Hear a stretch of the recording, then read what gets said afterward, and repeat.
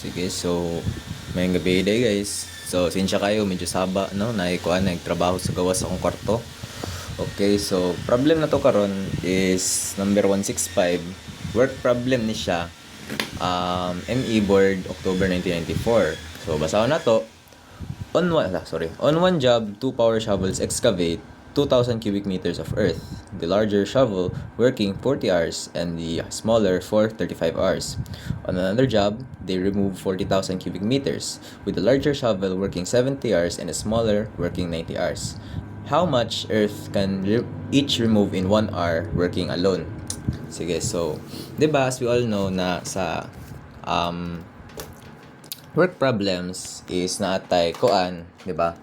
Ang sagad method of solving ana niya is naatay number 1 naatay rate, let's say A times time na pilayon mong na kuan na consume para mahuman ang, let's say, a ratio sa trabaho. And if mahuman na siya, we put 1, 'di ba?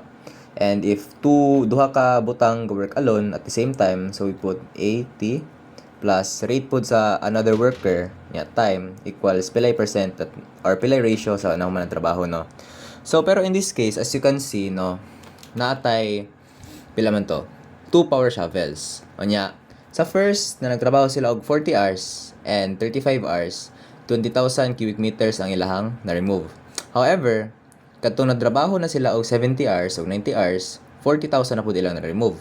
So as you can see na murag lahi-lahi ang ratio sa ilahang or lahi-lahi ang ilahang amount of cubic meters na remove, 'di ba? So sa ingani na case, no, I would prefer na murag mas medyo lahi ato ang pamaagi na mag-solve, no, which is much simpler na pamaagi jud, no. So sige, so ilet na to mo sa let na to muna murag kunyo man kayo.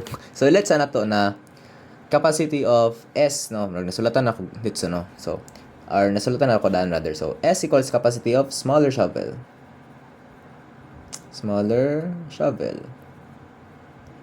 Okay.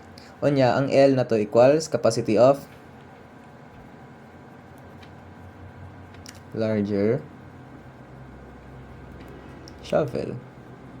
Sige. So unsa gipangitaat na to ano yun, ang gipangita sa pangutana is how much earth can each remove in 1 hour working alone.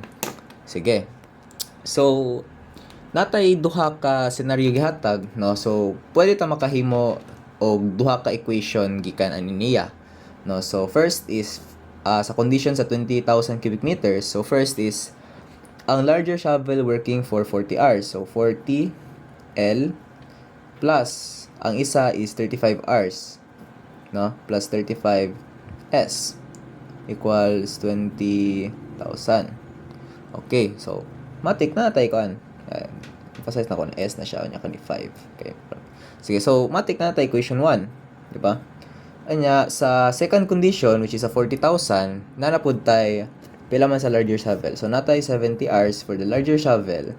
Unya sa smaller shovel natay 90 hours, no? Nya ang time or ang pilay na remove ana nila is 40,000.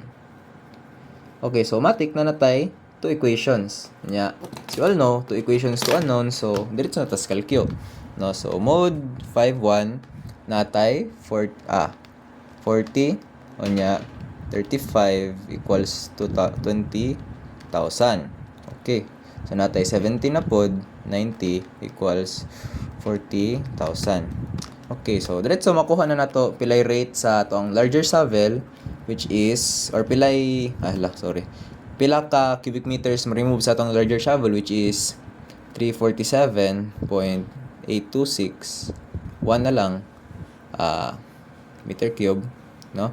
Unya sa atong smaller shovel which is 173.9130